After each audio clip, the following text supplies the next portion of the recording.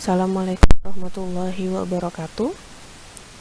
Bagaimana kabarnya semua? Semoga dalam keadaan sehat selalu ya. Baik, kita akan melanjutkan bab berikutnya, yaitu bab 2 yang berisi materinya tentang kinematika gerak. Sebelum itu mohon seperti biasa untuk mempersiapkan alat tulisnya masing-masing. Ya, jangan lupa apa yang Ibu sampaikan itu dicatat. Ya. Jadi nanti seperti biasa catatan kalian itu sebagai daftar hadiah kalian hari ini. Ya. Oke.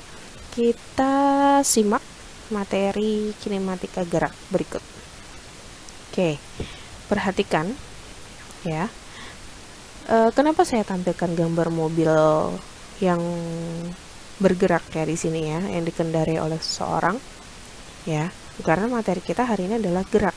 Nah, emang suatu benda itu dikatakan bergerak itu bagaimana sih? Nah, di sini sudah ada penjelasannya ya. Benda dikatakan bergerak itu jika dia berpindah dari posisi semula berdasarkan titik acuannya. Jadi benda itu dikatakan dia berpindah itu karena dia berubah posisinya dari posisi semula ke posisi yang lain, seperti itu namanya benda dikatakan bergerak, seperti itu ya. Jika suatu benda berpindah tempat tetapi memiliki jarak yang tetap terhadap titik acuannya, maka benda belum dikatakan bergerak. Maksudnya bagaimana? Oke, misalkan nih di sini ada contoh anak kecil menggendong tas berangkat dari rumah menuju sekolah. Ya, kita misalkan di sini adalah anak kecil, atau kalian aja deh. Misalkan gendong tas berangkat dari rumah menuju sekolah. Nah, kalau misalkan tas tadi sebagai acuannya, apakah kalian itu atau anak tersebut itu dikatakan bergerak? Tentunya tidak. Kenapa? Karena di sini acuannya adalah tas. Apakah tas tadi itu berpindah dari badan kalian? Tidak kan? Nah, seperti itu. Jadi, karena acuannya adalah tas, maka anak tersebut dikatakan tidak bergerak. Sedangkan yang bergerak apa? Rumah dan sekolah. Seperti itu contohnya. Kecuali misalkan acuannya tadi adalah rumah. Kan tadi dia berangkat dari rumah menuju sekolah. Kalau misalkan titik acuannya rumah, maka anak tersebut bisa dikatakan bergerak karena dia pergi atau berangkat dari rumah menuju sekolah, kan mengalami perpindahan seperti itu. Nah, gerak ya, jadi itu pengertian gerak tadi. Gerak dalam kinematika ya ada dua macam, yaitu gerak lurus dan gerak melingkar. Penggabungan antara gerak lurus dan gerak melingkar ini ada yang namanya gerak menggelinding. Contohnya misalkan kalau gerak menggelinding itu apa? Gerak balok kayu yang menuruni bidang miring.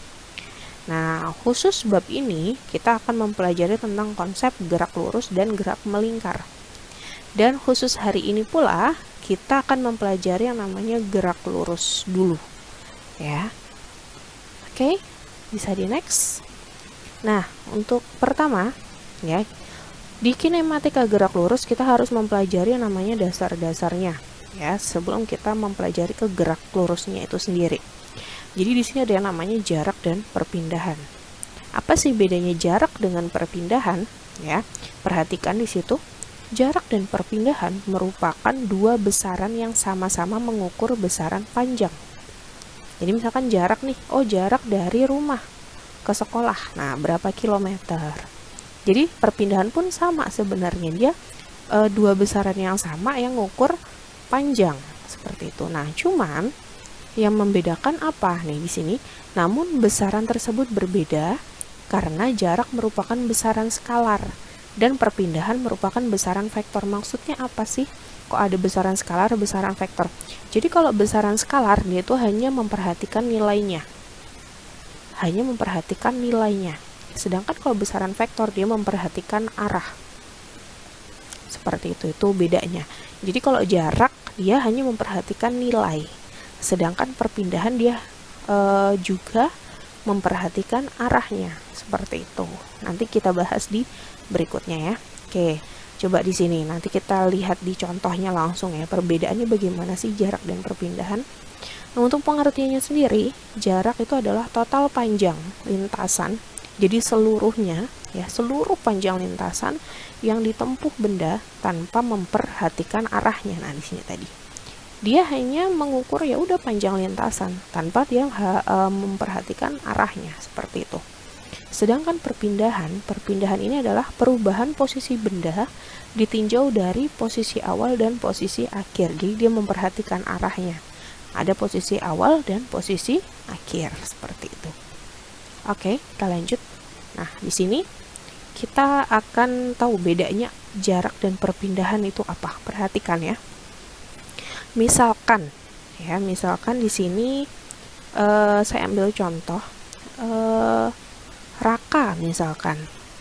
Ya, Raka di sini dia ada di posisi A. Raka ini ingin pergi ke rumahnya si Randi misalkan, yang ada di posisi B. Nah, tapi jalurnya adalah mengikuti yang garis putus-putus biru ini. Karena ini adalah jalurnya, memang jalannya seperti ini. Dia nggak bisa langsung lurus karena di sini misalkan ada apa ya, hutan misalkan. Jadi jalurnya seperti ini, berbelok-belok. Jadi Raka pergi ke rumah Randi itu mengikuti jalur yang garis putus-putus seperti ini. Nah, ini yang garis putus-putus ini tadi, ini kita namakan jarak. Ya jarak. Jadi kemanapun dia arahnya, ya udah kita tetap hitung semua nilainya. Jadi misalkan Raka tadi dari A ke sini nih, ke sini ini berapa kilo, ke sini lagi berapa kilo, ke sini lagi berapa kilo, ke sana lagi berapa kilo, dan seterusnya. Ini semua kita hitung ya. Bedanya dengan perpindahan apa? Namanya perpindahan tadi kita harus tinjau posisi awal dan posisi akhir. Ingat, ada dua kata kunci, posisi awal dan posisi akhir. Posisi awalnya di mana? Di A. Posisi akhirnya di B. Ya udah, dari posisi awal ke posisi akhir kita tarik garis lurus. Nah, udah, dari garis lurus ini tadi kita hitung berapa panjangnya. Seperti itu. Itu bedanya perpindahan. Jadi anggapnya kalau jarak itu jalannya misalkan seperti ini, perpindahan itu intinya jalan pintas. Mungkin seperti itu ya. Bisa lebih jelasnya. Nah, seperti itu. Jadi jarak ini adalah total lintasan seluruhnya. Ini harus dihitung. Sedangkan kalau perpindahan ya udah tinggal kita tarik garis lurus dari posisi awal ke posisi akhir, seperti itu. Bisa dipahami? Oke, kalau sudah, coba kita ambil contoh berikut ya. Perbedaan antara jarak dengan perpindahan misalkan. Oke, perpindahan bedanya jarak dengan perpindahan.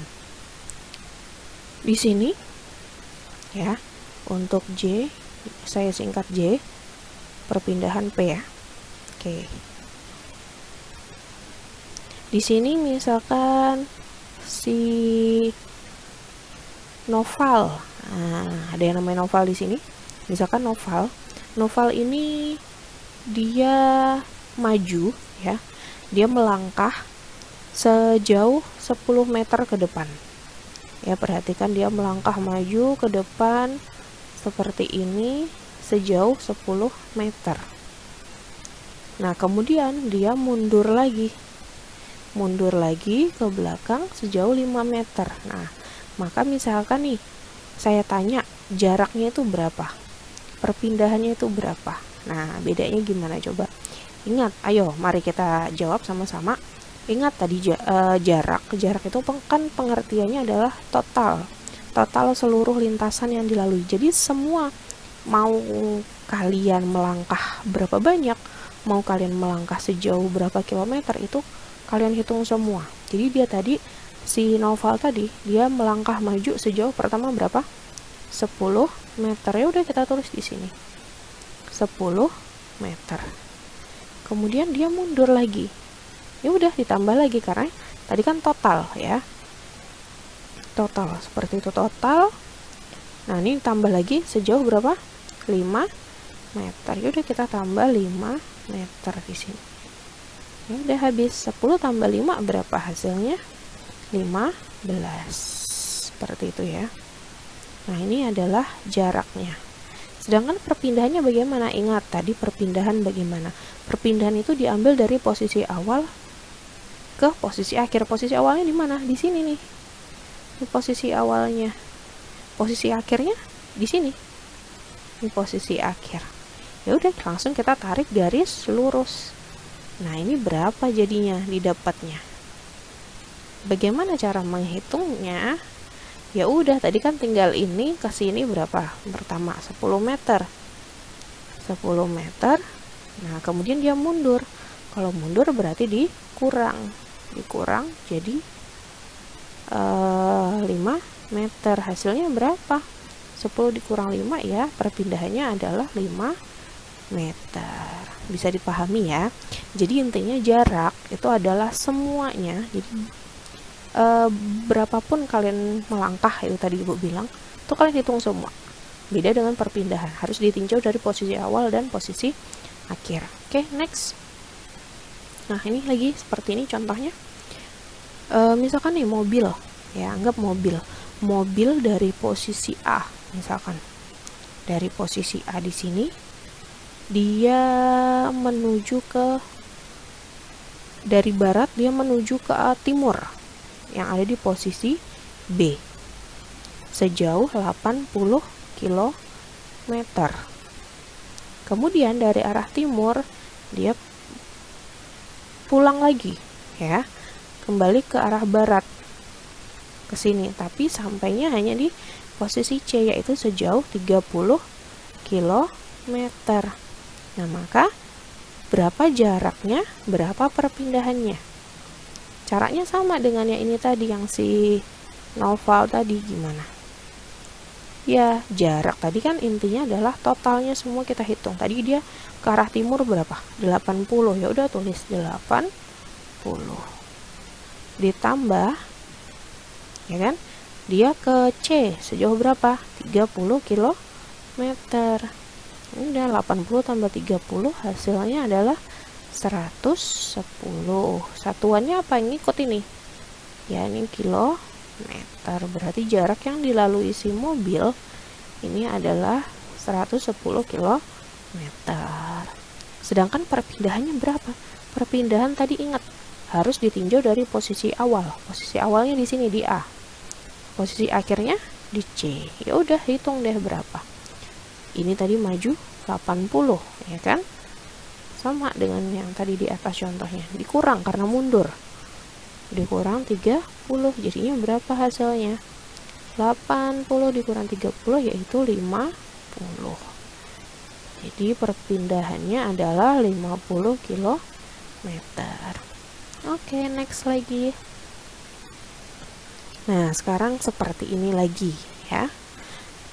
Bagaimana kalau kita menghitung misalkan nih ya, jadi urut nih, kita lihat A, dari A menuju B, baru menuju C, baru menuju D. Jaraknya berapa dari sini? Coba kalian belajar sendiri. Menghitung jarak sama perpindahannya berapa. Jaraknya berapa nih dari A ke B, berapa di sini? Ya, karena ini dia sama ya, mirip seperti persegi panjang, maka yang di sini pun panjangnya sama dengan yang di bawah ya. Jadi A ke B itu adalah 100 meter.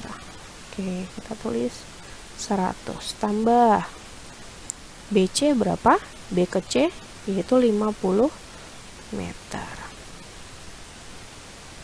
Ditambah lagi C ke D sampai ke tujuan akhir ya, yaitu D. Berapa ini? 100 meter. Jadi berapa hasilnya? 100 tambah 50 tambah 100 yaitu 250 meter. Ya, seperti itu. Oke, lanjut sekarang perpindahan. Ingat ya, ini jangan sampai salah. Perpindahan itu harus ditinjau dari posisi awal. Posisi awalnya di mana? Di A. Posisi akhirnya di D. Ya udah, berarti dari A ke D ini kita tarik garis. Nah, berarti inilah yang dinamakan perpindahan. Perpindahannya berapa? Karena ini tadi bentuknya persegi panjang, atas sama bawah sama, berarti ini samping kiri juga sama dengan samping kanan, yaitu 50 meter. Seperti itu. Lanjut. Nah, sekarang bentuknya seperti ini. Misalkan bentuknya segitiga nih. Oh, dari sini misalkan dari A ke B, misalkan nih sejauh 8 meter, B ke C posisi akhirnya itu sejauh 6 meter. Jadi A pengen ke C dengan rute sebagai seperti digambar. Jadi A ke B dulu. Nah, seperti ini. Ya, jaraknya berapa? A ke B itu adalah 8 meter. B ke C berapa?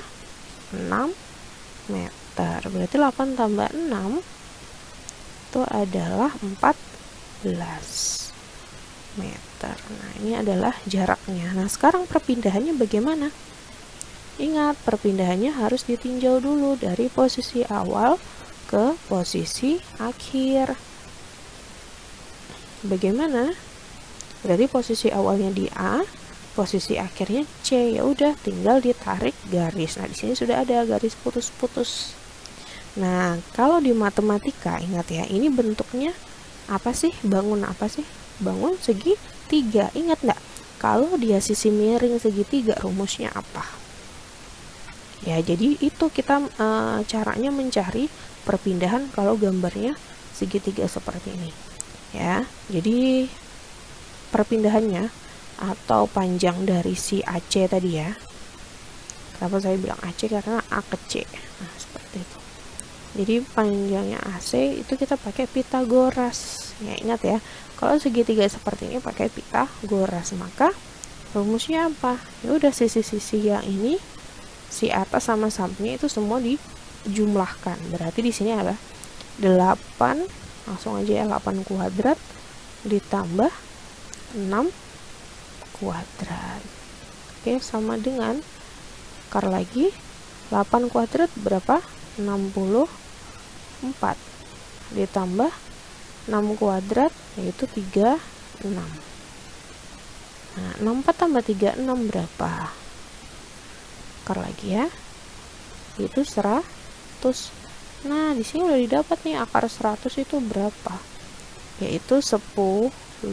Jadi hasilnya perpindahannya atau panjang AC ini adalah 10 meter. Bisa dipahami? Ya, semoga bisa semua ya, bisa menangkap apa yang Ibu jelaskan. Oke, lanjut lagi. Tadi sudah jarak perpindahan, sekarang ke kelajuan dan kecepatan. Kelajuan, kecepatan itu beda kah? Nah, coba sekarang di sini kalau sudah Ibu tuliskan kelajuan dan kecepatan berarti otomatis namanya berbeda pengertiannya. Nah, sekarang kelajuan itu apa? Kelajuan di sini pengertiannya adalah besarnya jarak yang ditempuh. Ya, besarnya jarak yang ditempuh tiap satuan waktu. Jadi di sini udah jelas besarnya jarak yang ditempuh. Nih. Besarnya jarak yang ditempuh tiap satuan waktu. Kelajuan termasuk besaran skalar. Nah, tadi ingat, kalau besaran skalar berarti dia tidak memperhatikan arah, hanya memperhatikan nilai. Nah, kelajuan di sini rumusnya apa? Jadi kelajuan itu dilambangkan sebagai V. Ya, rumusnya apa? Jarak dibagi waktu. Jarak itu adalah S, waktu itu lambangnya adalah T. Jadi rumusnya V sama dengan S bagi T, seperti itu. Oke, next sekarang ke kecepatan. Tadi kelajuan, sekarang kecepatan. Kecepatan adalah besarnya perpindahan yang ditempuh tiap satuan waktu. Jadi intinya begini, hampir sama antara kelajuan, cuman kalau kelajuan dia pakainya adalah jarak. Kalau kecepatan yang dipakai adalah perpindahan. Yaitu tadi. Nah, yang dipakai adalah perpindahan. Jadi besarnya perpindahan yang ditempuh tiap satuan waktu. Nah, kecepatan ini termasuk besaran vektor. Kenapa termasuk besaran vektor? Karena dia memperhatikan arah. Ya. Ini dia memperhatikan arah. Nah, ini tadi kan dia pakainya besarnya perpindahan. Perpindahan tadi termasuk besaran vektor, jadi otomatis ngikut. Nah, rumusnya gimana? Rumusnya itu sebenarnya sama. hampir sama dengan kelajuan. Ya, di sini V sama dengan S bagi T. Cuman yang membedakan adalah V-nya itu ada tanda panahnya. Seperti ini, ini tidak ada di atas ya. Jarak juga, S-nya itu ada panahnya. Kenapa ada panahnya? Panah ini tadi menandakan bahwa dia tadi kan kecepatan termasuk besaran vektor, maka panah di sini itu menandakan bahwa dia juga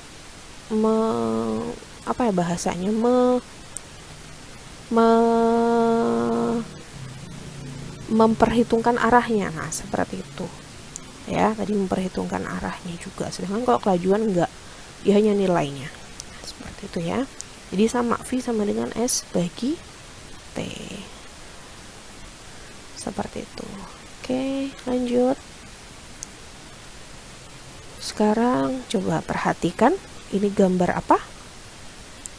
Nah, ini biasanya pada motor ya.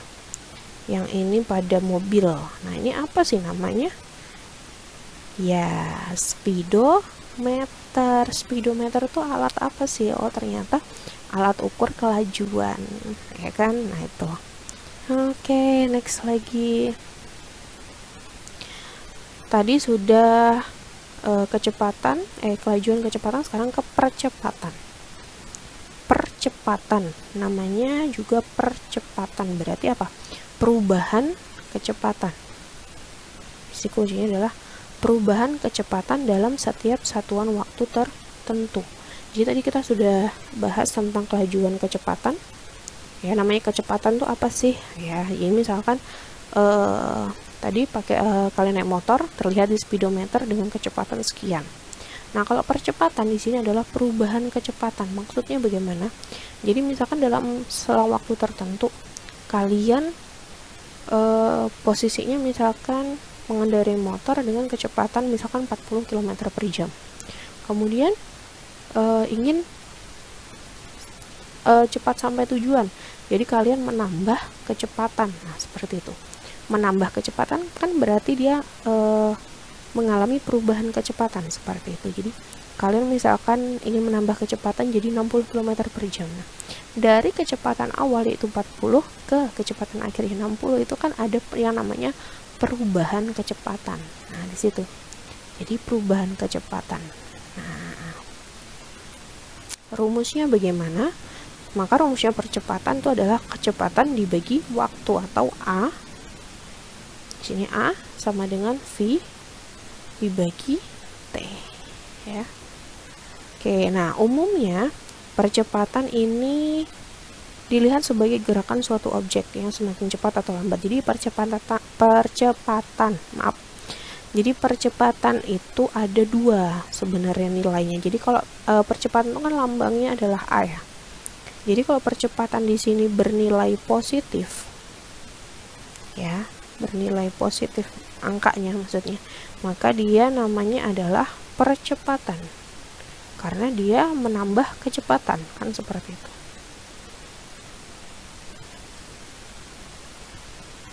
Nih, oke. Ini adalah percepatan. Nah, sedangkan kalau nilai percepatannya adalah atau nilai A-nya adalah negatif, maka namanya apa? Bukan percepatan lagi, tapi perlambatan.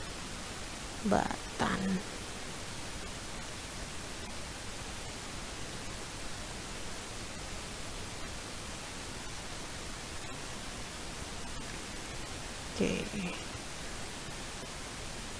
Perlambatan ya. Nah, jadi kalau dia positif maka namanya percepatan karena dia menambah kecepatan. Tapi kalau dia nilainya negatif, berarti namanya adalah perlambatan. Kenapa perlambatan? Karena dia menurunkan kecepatan. Seperti itu. Oke, kalau sudah, kita ke yang namanya gerak lurus beraturan. Nah, ini mungkin sudah pernah kalian pelajari ya waktu SMP. Ya, seperti Ibu bilang sebenarnya materi ini sudah semua di SMP, cuman kita di SMK ini tinggal mengulang-ulang lagi dan lebih dalam membahasnya seperti itu. Gerak lurus beraturan atau GLB. Apa sih GLB itu? Ciri-cirinya bagaimana? Mari kita lihat ya. namanya juga gerak lurus beraturan, berarti lintasannya itu berupa garis lurus, dia tidak berbelok-belok ya. Kalau belok-belok namanya gerak melingkar, bukan gerak lurus lagi ya, namanya di sini gerak lurus dan beraturan, jadi lintasannya berupa garis lurus. Kemudian ciri yang kedua adalah karena dia gerak lurus beraturan, maka kecepatannya itu tetap atau V-nya konstan ya, jadi nilainya V-nya itu tetap. Jadi misalkan begini, kalian dari rumah ke sekolah, kalian itu konstan, kalian naik motor itu dengan kecepatan konstan, yaitu 40 km per jam sampai sekolah, kecepatannya nggak diubah. Nah seperti itu namanya kecepatannya tetap atau konstan. Nah, karena kecepatannya konstan tadi, dia tidak berubah, berarti kan tidak ada penambahan kecepatan atau penurunan kecepatan, maka dia tidak memiliki yang namanya percepatan, alias nilai A-nya itu adalah 0. Itu ciri-cirinya ya. Oke, sekarang kita ke rumusnya. Rumusnya sama dengan yang tadi, yang kecepatan dia. Jadi GLB ini cuman ada satu rumus ya, V sama dengan S dibagi T, di mana V itu adalah kecepatan, satuannya meter per sekon, S itu adalah jarak yang ditempuh, satuannya meter, T itu adalah waktu, satuannya adalah sekon. Jadi rumusnya hanya satu ini aja. Nah rumus satu ini pun kadang bisa dibalik-balik, kenapa? Tergantung soal. Jadi misalkan karena ini ada 3 variabel, pernah kalian belajar segitiga ini ya, jadi kalian sebenarnya cukup menghafalkan satu rumus ini ya, V sama dengan S bagi T. Jadi kalau yang ditanya V, ya udah rumusnya kan berarti S bagi T. Tapi kalau yang ditanya misalkan S-nya atau T-nya, gimana caranya? Udah tinggal kita pakai segitiga seperti ini ya. Segitiga ini tanda pembagian yang saya tebal, ini pembagian, samping ini adalah perkalian. Jadi dari kita masukkan rumus yang di atas ini ke segitiga ini ya. Dari rumus V sama dengan S bagi T, kita sudah tahu yang di atas itu apa kalau dimasukkan ke sini. Nah ya udah, kita ngikut, yaitu ini, karena di sini kan pembagian tadi, berarti S di atas, T-nya di mana? T-nya di kanan aja deh, mau di kiri juga sebenarnya boleh ya. Jadi sini S bagi T, berarti sisanya di sini adalah punyanya V. Nah seperti itu. Jadi kalau kita mau mencari rumus, ya udah tinggal hafal satu rumus aja, kita aplikasikan ke segitiga ini. Jadi kalau kita mau cari nilai kecepatan tinggal ditutup ya. Rumusnya apa? Kecepatan S ini per atau dibagi T, seperti itu. Atau dibalik deh, misalkan S yang ditanya, anggap S-nya ditutup pakai tangan, berarti rumusnya apa? S. Ya udah, di sini ada apa? V, yang ini perkalian, ini adalah T, berarti V kali T. Nah lanjut, misalkan T yang ditanya, berarti apa? Sisa apa? Oh di atas ada S, ini per bagi, berarti S dibagi V, seperti itu. Bisa dipahami ya? Oke, sekarang kita ke contoh soal GLBB. Contoh soal GLB. Ya, contoh soal GLB-nya masing-masing saya berikan 2 contoh soal. Oke, perhatikan. Sebuah mobil bergerak dari Wonogiri ke Jakarta. Oke, kita gambar dulu ya. Jadi kita langsung aja di sini. Sebuah mobil bergerak dari Wonogiri ke Jakarta. Kita gambarkan deh. Sini ada Wonogiri ya. Ada Wonogiri, ada Jakarta. Ini Wonogiri Jakarta. Ya, nih. Dengan kecepatan tetap. Nah, ingat ya. Jadi setiap kalimat atau setiap kata dalam soal itu harus kalian cermati betul-betul. Jadi dari soal kalian langsung tulis apa yang diketahui, seperti itu. Ini tadi sudah tertulis, sebuah mobil bergerak dari Wonogiri ke Jakarta. Ya udah, kita gambarkan di sini Wonogiri ini Jakarta, tarik panah atau tarik garis dengan kecepatan tetap. Nah, karena di sini bunyinya adalah kecepatan tetap, berarti ini adalah termasuk soal GLBB. B, gerak lurus beraturan. Karena ciri-cirinya GLB tadi adalah kecepatannya tetap. Maka lambangnya apa kecepatan? Yaitu V. V-nya berapa di sini nilainya? 70 km per jam. Maka kita tulis di sini ya. Selama 9 jam.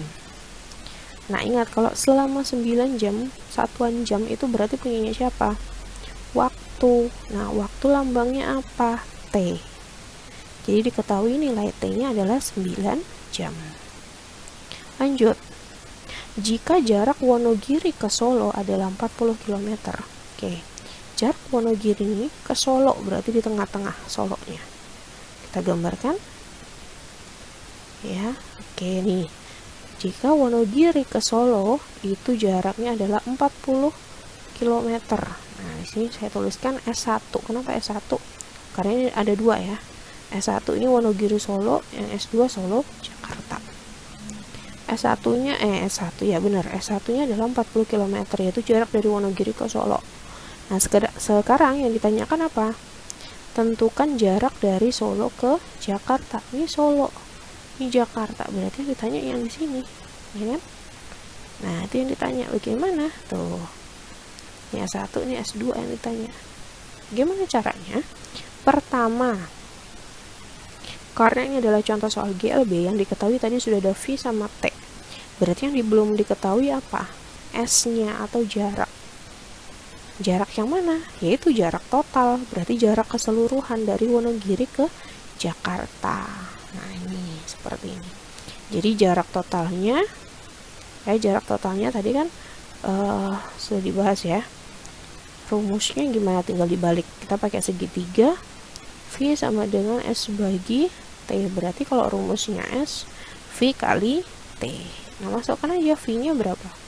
70 km per jam dikali T-nya 9 jam. Ya udah tinggal dikali 70 kali 9 yaitu 630. Nah, jaraknya adalah kilometer. Jadi kalian kalau sebelum mengerjakan kalian harus paham dulu ya untuk satuannya. Satuannya itu kalian lihat apakah sudah sama semua. Kalau sudah sama enak tinggal seperti ini, tinggal langsung hitung. Tapi kalau satuannya berbeda, maka harus kalian konversi terlebih dahulu. Seperti itu. Oke, kita kembali. Jarak totalnya semua sudah diketahui yaitu 630. Berarti Wonogiri ke Jakarta itu jaraknya adalah 630 km.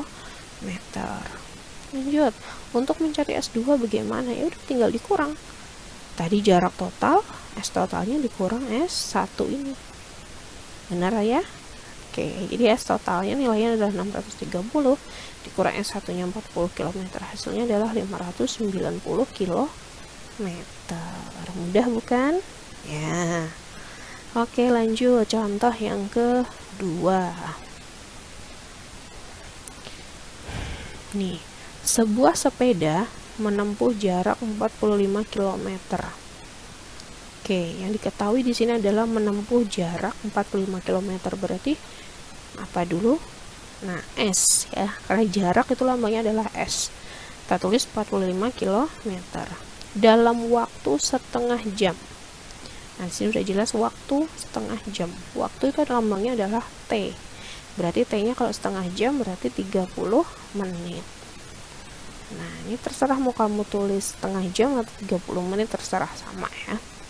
Nah, yang ditanya adalah maka kecepatan sepeda tersebut adalah, kecepatan atau lambangnya adalah V. Ya udah. Ya. Karena di sini pilihan ganda, kalian perhatikan, pilihan ganda ini mintanya satuannya apa sih?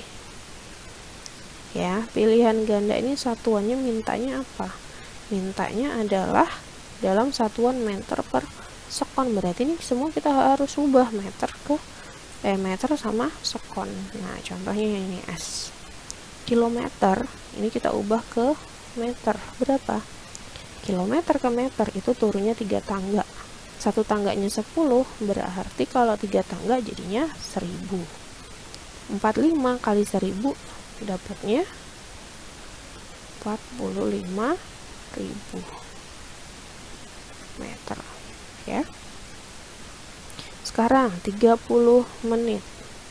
Menit ini kita jadikan ke sekon.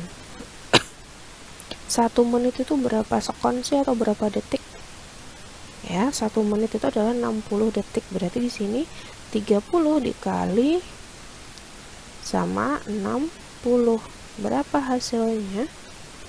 30 dikali 60, dapatnya adalah 1800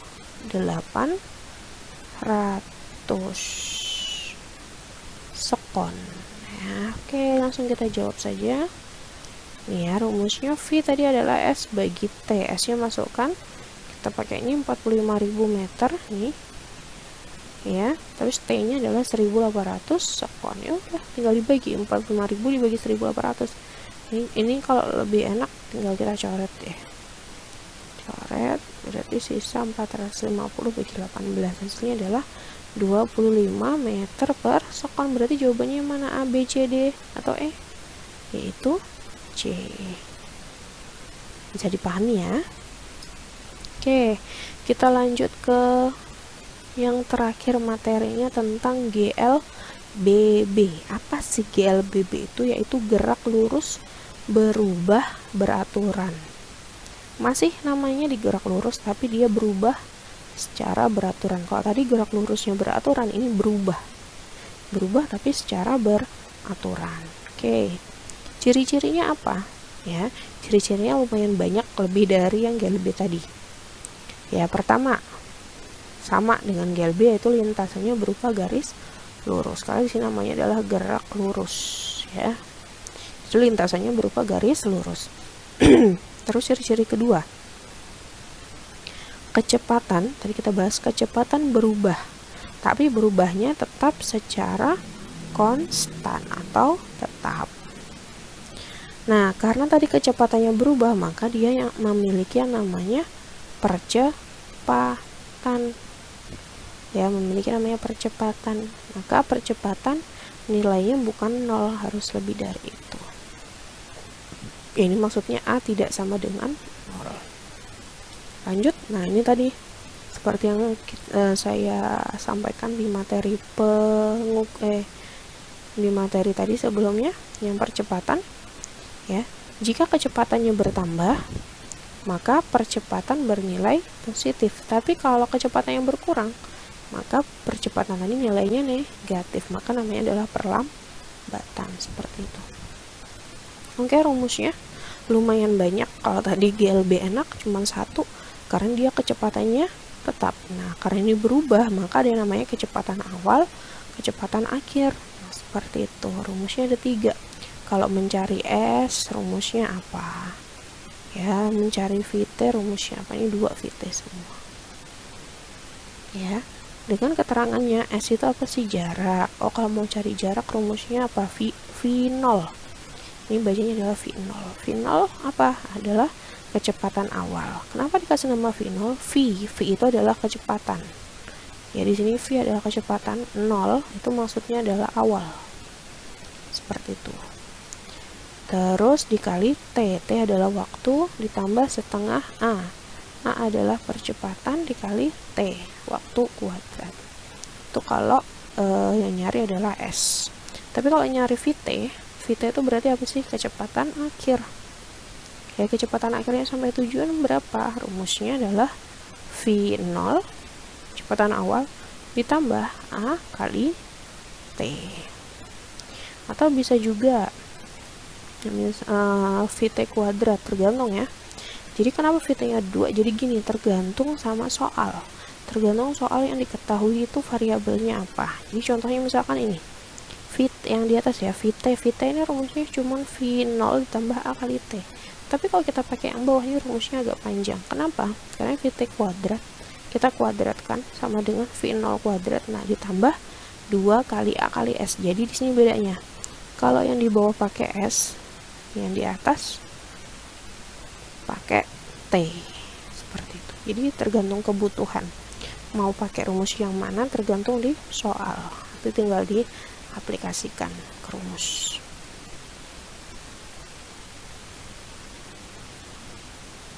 Oke, lanjut. Nah, ini sekarang kita ke contoh soal GLBB-nya.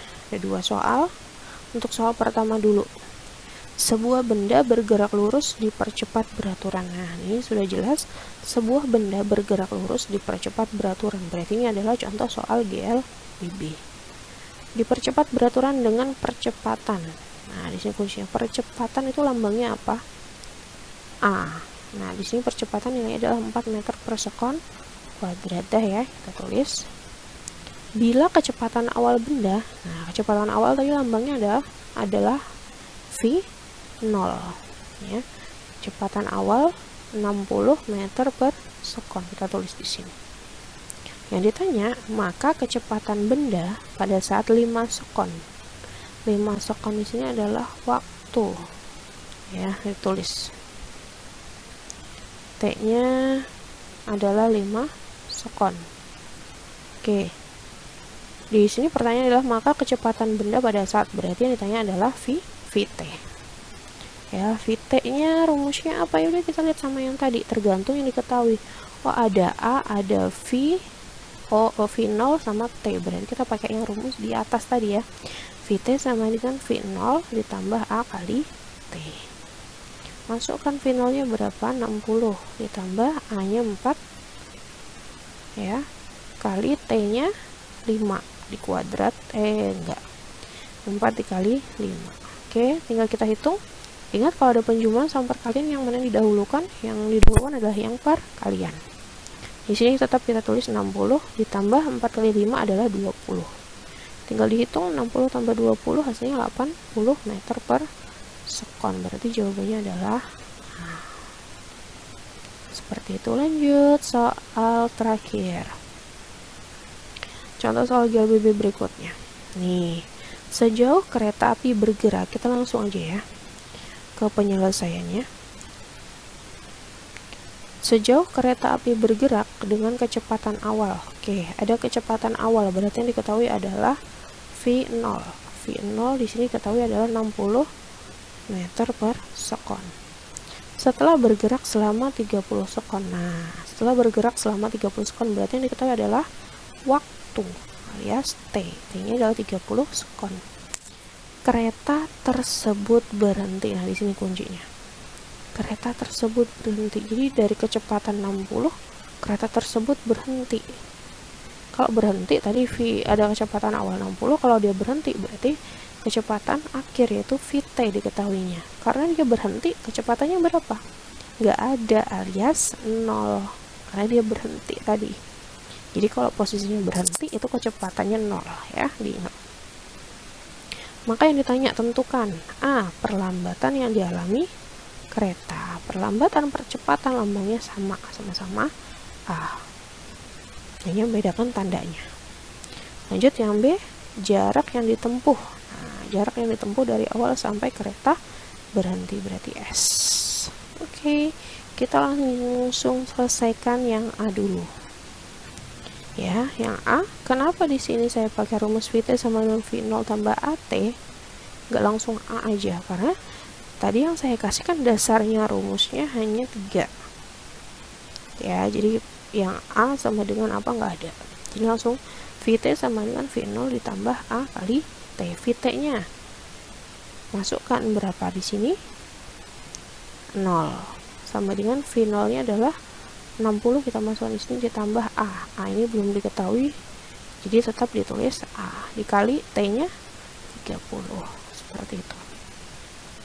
Langsung uraikan, 0 sama dengan ini 60-nya tetap ditambah A dikali 30, maka sama dengan 30 A. Kalau sudah, kita geser variabelnya. Nah, kita pindah ruas. Di sini tetap ini pindah deh. Ini karena plus, pindah ke ruas kiri, maka nilainya jadi minus. Minus 30 A sama dengan 60. Berarti A sama dengan 60 dibagi min 30. Hasilnya berapa? Min 2. Kenapa bisa dikasih nama kenapa hasilnya bisa negatif? Ya, karena dia mengalami yang namanya perlambatan. Ya, perlambatan tadi kan dari dia motornya, kendaraannya jalan, kereta apinya jalan, terus apa sih namanya, sampai akhirnya dia berhenti berarti kecepatan akhirnya adalah 0, seperti itu ya. kalian bernilai negatif karena perlambatan. Oke, yang B. Yang B yang ditanya adalah S, jaraknya. Udah, jarak tinggal kita ngikut tadi yang rumus tadi. Berarti masukkan V0-nya adalah 60 dikali T-nya 30. 60 kali 30 ditambah ini setengah turun. A-nya berapa? A-nya kita ngikut dari yang ini. Jawaban tadi sebelumnya. A-nya adalah minus 2. Jadi kita masukkan minus 2. Dikali T. T-nya adalah 30. Jangan lupa dikuadratkan. Perkalian dengan penjumlahan yang mana didahulukan? Perkalian. Berarti 60 kali 30. Hasilnya adalah 1800. Ditambah setengah dikali negatif 2. Kali 30 kuadrat itu berapa? Itu 900. Udah, langsung dihitung. Nih, 1800 kita tulis ya, ditambah. Nah, ini baru bisa ditembak. Setengah dikali ini nih. Setengah dikali 900 hasilnya berapa? 900 bagi 2 yaitu 450. Nah, 450 dikali negatif 2 hasilnya adalah positif dikali negatif, hasilnya jadi negatif. Berarti ini negatif 900. Berarti 1800 dikurang 900 hasilnya adalah 900 meter. Seperti itu. Oke. Sampai sini dulu materi yang Ibu sampaikan ya. Semoga bisa dipahami, dicerna dengan baik. Ya, apa yang Ibu sampaikan semoga menjadi berkah buat kalian. Oke, jangan lupa tugasnya tadi, catatannya ya, seperti biasa sebagai absen ya, seperti itu. Jadi kalau yang tidak mengumpulkan catatan, Ibu anggap tidak hadir. Waktunya sampai seminggu ke depan, yaitu hari Selasa jam 12 malam. Oke, sekian dari Ibu. Assalamualaikum warahmatullahi wabarakatuh.